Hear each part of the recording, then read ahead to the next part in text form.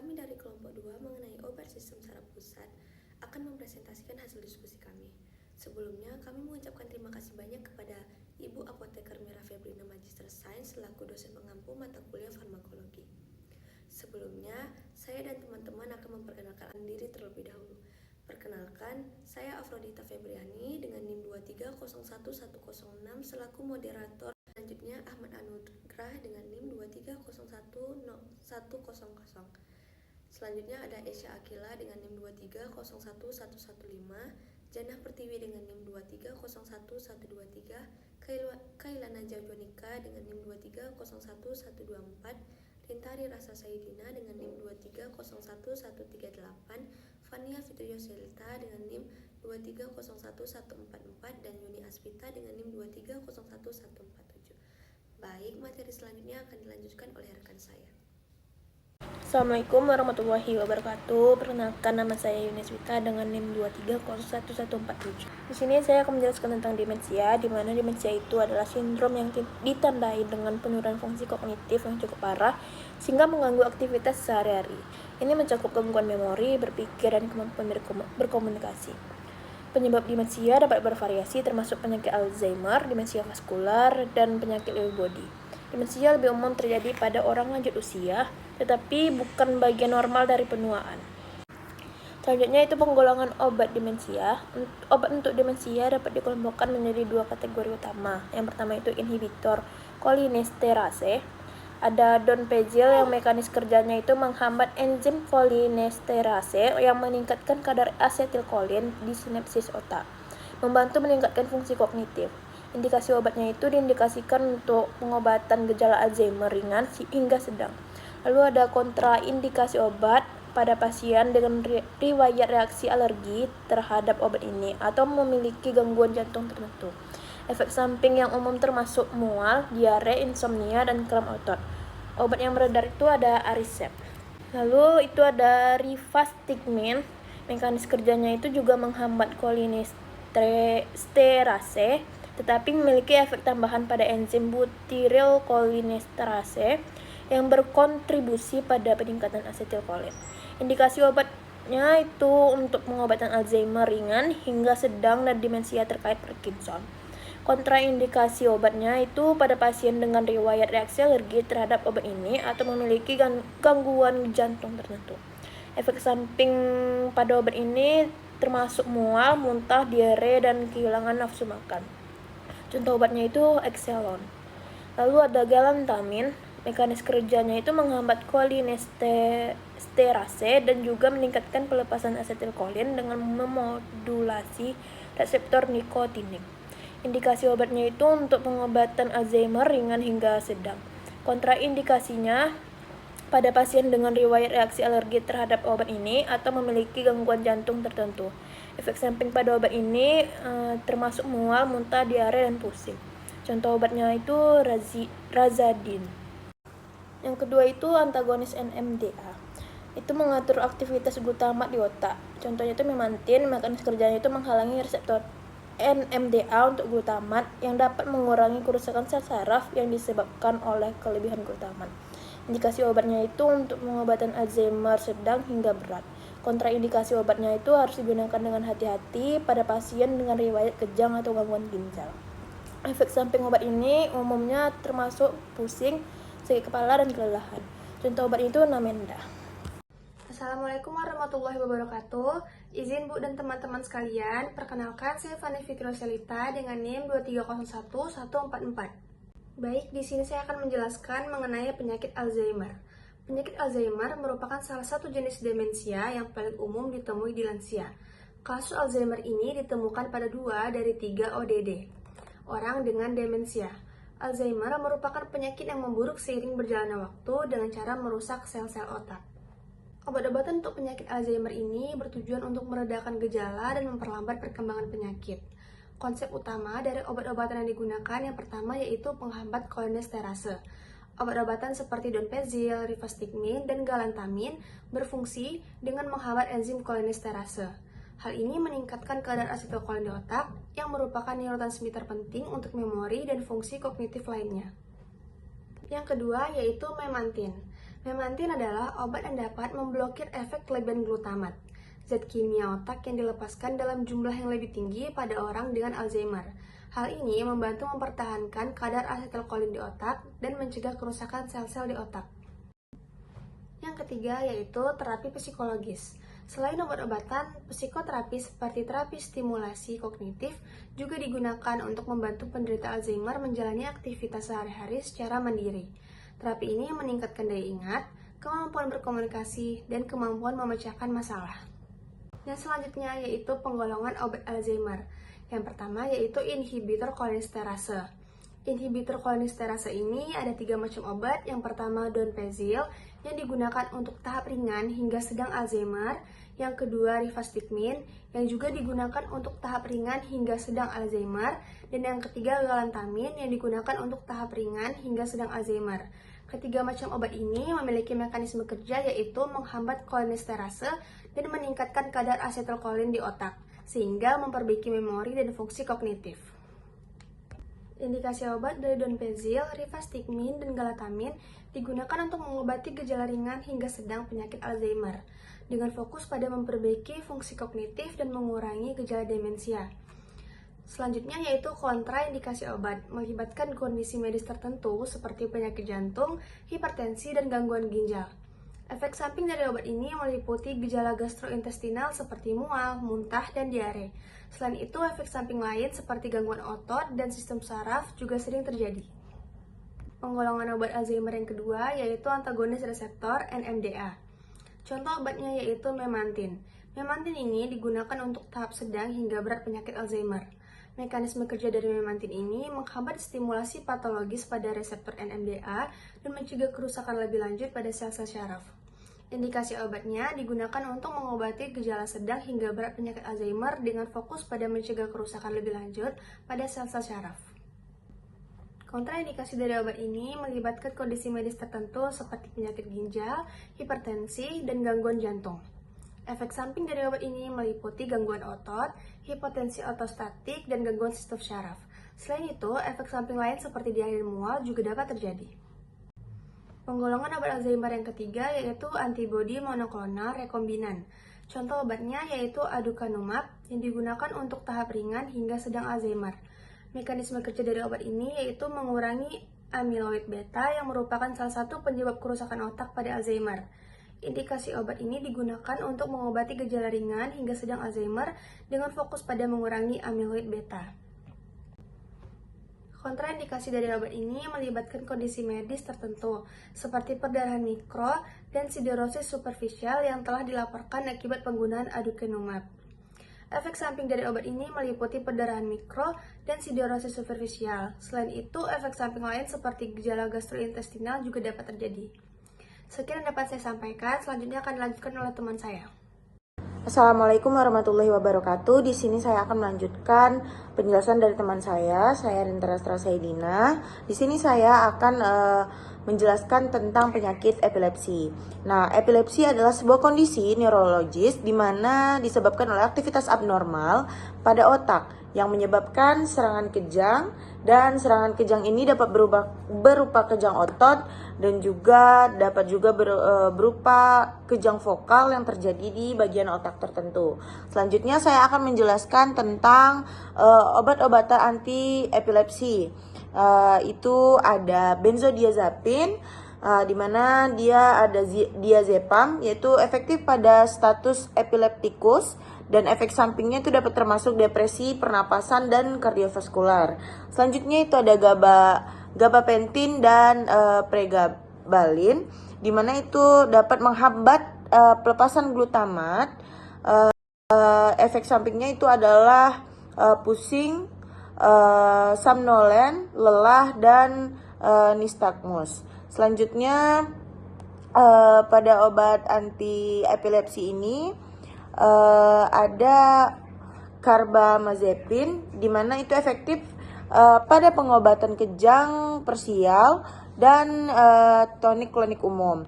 Efek sampingnya itu dapat berupa mengantuk, pandangan kabur, diplopia, dan sebagainya. Selanjutnya ada asam valproat, di mana efek pada pengobatan kejang, umum dan kejang vokal. Efek sampingnya itu ada gangguan gastrointestinal, perubahan mood, dan sakit kepala. Selanjutnya ada levetiracetam, yaitu efektif pada pengobatan kejang juga, yaitu baik umum maupun vokal, yaitu memiliki efek samping seperti somnolen, efek infeksi, dan nyeri kepala.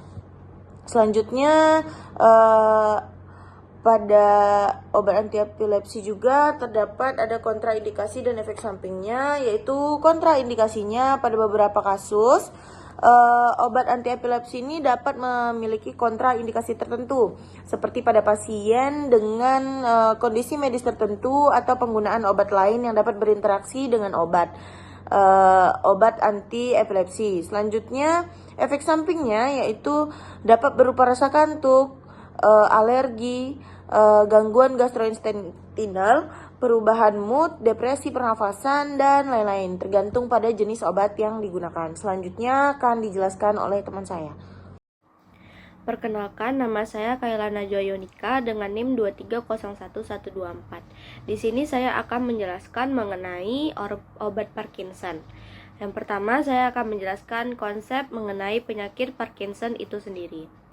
Di mana penyakit Parkinson ini dia merupakan gangguan neurodegeneratif kronis, di mana neuron yang terganggu di sini adalah neuron dopaminergic yang ditandai oleh hilangnya sel-sel saraf di otak, khususnya di area yang disebut dengan substantia nigra, di mana substantia nigra ini merupakan suatu area di otak tengah yang berperan penting dalam kontrol gerakan. Kehilangan neuron ini akan menyebabkan penurunan kadar dopamin di otak, di mana dopamin ini merupakan neurotransmitter yang penting untuk mengatur gerakan dan koordinasi tubuh. Dengan berkurangnya dopamin tadi, maka aktivitas jalur nigrostriatal yang menghubungkan substantia nigra ke striatum akan terganggu. Untuk konsep terapi pada pasien Parkinson dibedakan menjadi 3 hal. Yang pertama itu simptomatis untuk mengobati gejala dan tanda penyakit. Dan yang kedua itu protektif dengan cara mempengaruhi patofisiologi penyakitnya. Yang ketiga itu dengan restoratif, di mana restoratif ini mendorong neuron baru ataupun merangsang pertumbuhan dan fungsi sel neuron yang masih ada. Sekarang kita masuk ke dalam penggolongan obat Parkinson. Yang pertama itu ada obat carbidopa dan L-dopa. Di mana mekanisme kerja obat ini yaitu pertama levodopa sebagai prekursor dopamin yang dapat menembus blood-brain barrier atau sawar darah otak. Dan carbidopa menghambat dekarboksilasi levodopa menjadi dopamin dalam sirkulasi sistemik, sehingga memungkinkan untuk distribusi levodopa lebih besar ke dalam sistem saraf pusat. Lalu untuk indikasi obatnya sebagai obat untuk memperbaiki rigiditas atau kaku pada sendi dan otot. Untuk kontraindikasi obat ini yaitu dengan pasien yang mengonsumsi monoamin oksidase inhibitors atau MAOI seperti selegiline secara bersamaan, dan pasien dengan riwayat neuropati karena dapat memperburuk gejala neurologis. Untuk efek samping obat ini yaitu ada hipotensi, lalu diskinesia, aritmia, lalu ada gangguan gastrointestinal, lalu ada gangguan pernafasan, dan selain itu dapat muncul juga gangguan psikiatrik seperti ansietas, halusinasi, pendengaran, dan gangguan tidur. Untuk contoh obatnya itu ada levodopa dan carbidopa.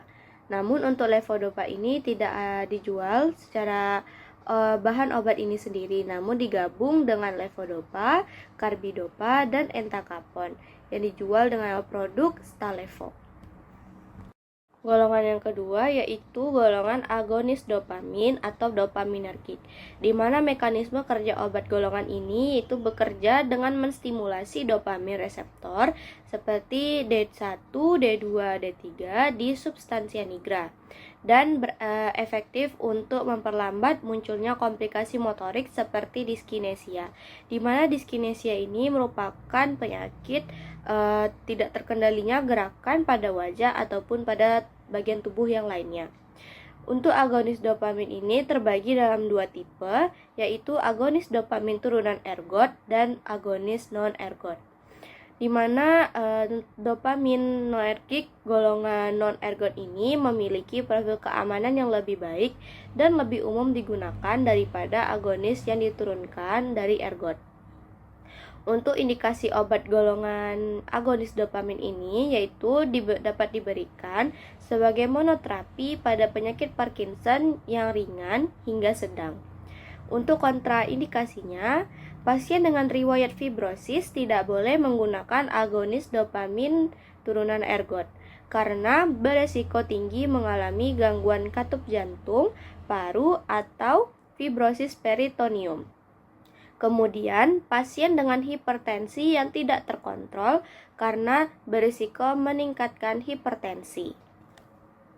Untuk efek samping obat golongan agonis dopamin ini, umumnya untuk agonis dopamin memberikan efek samping diantaranya itu mual, kebingungan, mengantuk, halusinasi, edem ekstremitas bawah, dan hipotensi ortostatik.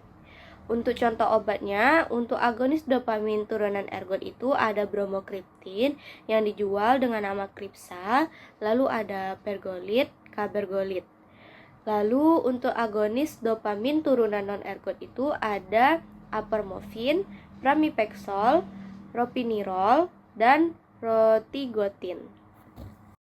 Untuk golongan obat Parkinson selanjutnya yaitu ada golongan obat antikolinergik, di mana mekanisme kerja obat antikolinergik ini yaitu dengan mengurangi aktivitas kolinergik neurotransmitter atau asetilkolin yang berkontribusi untuk membangun kembali keseimbangan antara aktivitas kolinergik dan dopaminergik, di mana peningkatan aktivitas kolinergik ini yang diyakini berkontribusi pada gejala tremor pada penyakit Parkinson, seperti asetilkolin yang membantu mengendalikan gerakan.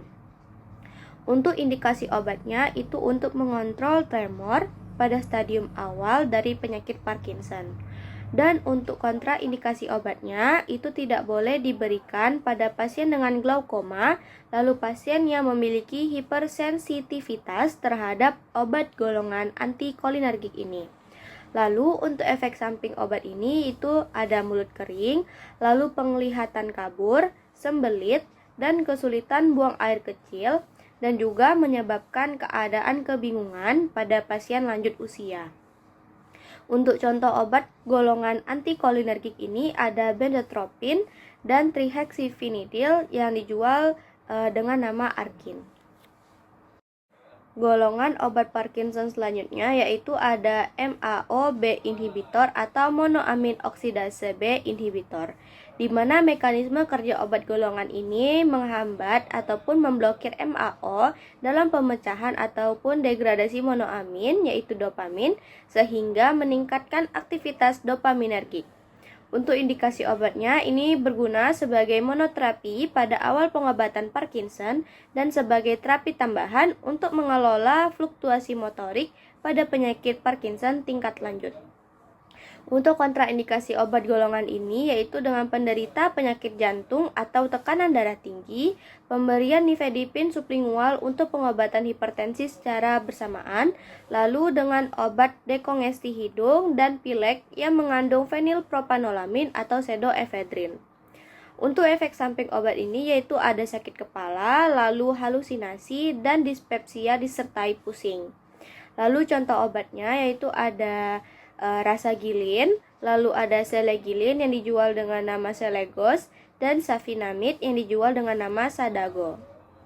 Golongan obat Parkinson selanjutnya yaitu ada inhibitor COMT yaitu katekol O-methylitransferase, di mana mekanisme kerja obat golongan ini yaitu dengan memblokir enzim COMT tadi, di mana enzim ini berguna sebagai pengurai dopamin dan memperpanjang manfaat levodopa dengan meningkatkan bioavailabilitasnya dan menghambat pembentukan 3-O-metildopa.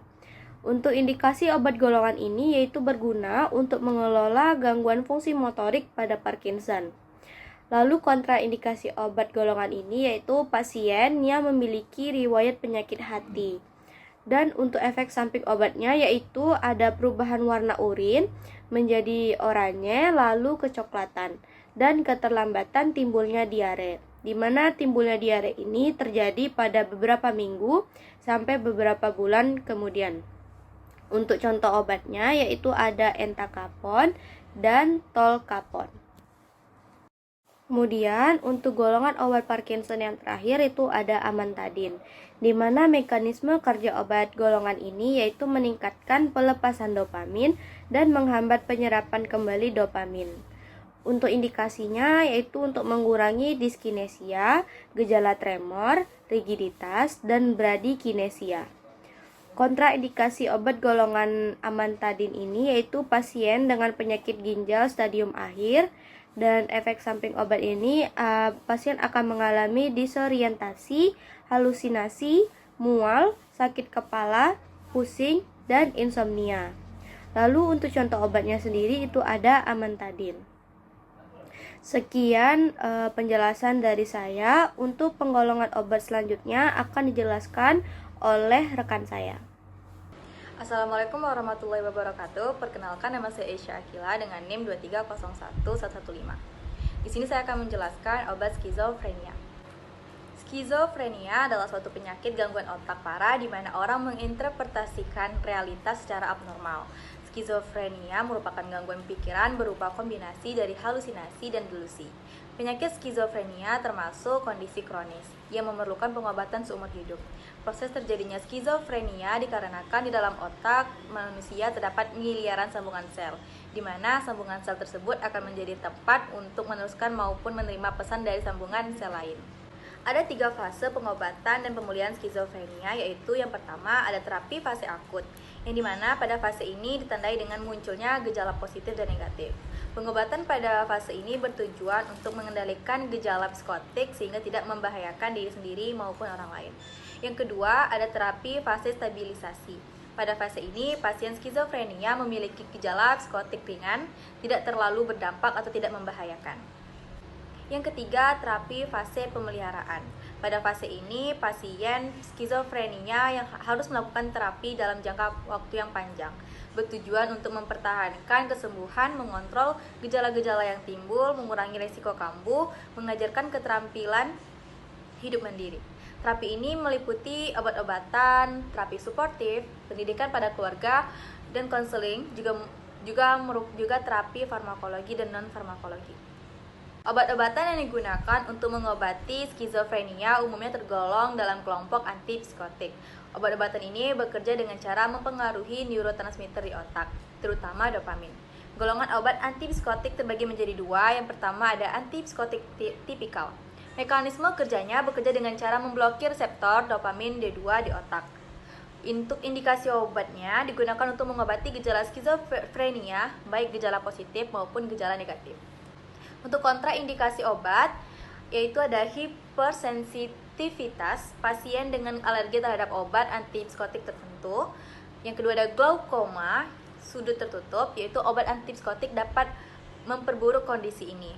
Yang ketiga itu ada penyakit jantung, yang dimana beberapa obat antipsikotik dapat mengaruhi irama detak jantung. Dan yang keempat itu ada kejang, yang dimana obat ini dapat menurunkan ambang kejang. Dan kemudian ada efek samping obatnya, yaitu ada efek ekstrapiramidal, gejala seperti ketakutan, kekakuan otot, tremor, dan akatisia atau ketidakmampuan untuk tetap diam. Yang kedua ada peningkatan berat badan, ada prolaktin yang meningkat, ada sedasi, dan yang terakhir ada pusing. Yang kedua ada antipsikotik topikal, yang dimana mekanisme kerja obat ini lebih kompleks. Selain memblokir reseptor dopamin D2, obat-obatan ini juga mempengaruhi neurotransmitter lainnya seperti serotonin. Untuk indikasi obat ini digunakan untuk mengobati gejala skizofrenia, baik gejala positif maupun negatif. lebih efektif mengatasi gejala negatif skizofrenia seperti apatis dan penarikan diri sosial. Kemudian untuk kontraindikasi obat, yaitu ada hipersensitivitas, glaukoma, penyakit jantung, dan juga kejang. Untuk efek samping obat, yaitu ada ekstrapiramidal, peningkatan berat badan, prolaktin yang meningkat, sedasi, dan juga pusing. Baik, kita akan melanjutkan mengenai materi neurogeneratif. Yang pertama yaitu mengenai konsep neurogeneratif. Gangguan neurogeneratif adalah salah satu tantangan medis terbesar. Kondisi ini ditandai dengan degenerasi progresif dan kematian sel-sel saraf baik di otak maupun di sistem saraf perifer.